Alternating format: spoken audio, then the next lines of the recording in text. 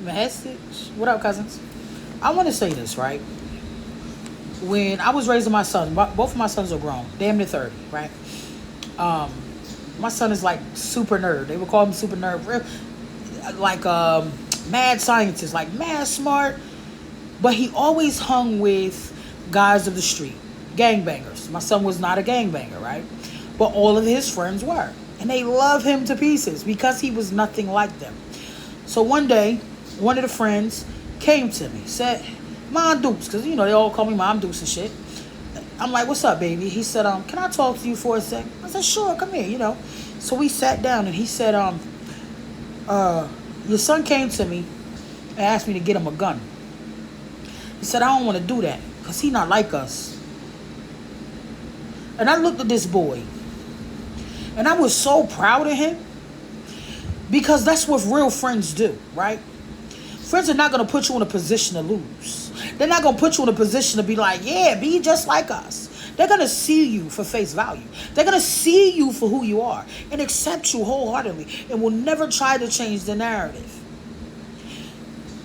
One of my sons don't smoke, don't drink, but he hangs around a bunch of smokers and drinkers. He doesn't adapt to their ways, and this is why they fuck with him the way they do, right? So the message in this is, be around people that accept you for you, that you never have to change the narrative. That's going to protect you.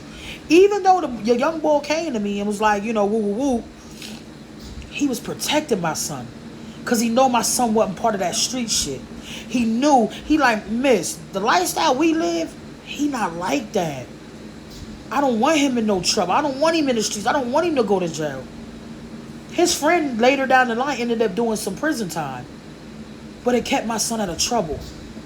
One day my son called me, Mom, my friend's coming. I want to go to the basketball court. I said, Dre, not right now. Go do your chores. Get your homework done. Oh, he mad. You don't ever let me know. You know how teenagers do. I waited a couple hours. I still let him out. I ain't budge. Because I'm big dog around here. You know what I'm talking about? A couple hours later, his friend come banging on the door. One of his friends. The other one. And I said, go ahead. You can go outside now. You did everything I need you to do. Whoa, whoa. Do you know my son came back in the house 20 minutes later and was like, Mom, you would never believe what happened. I'm like, what's up?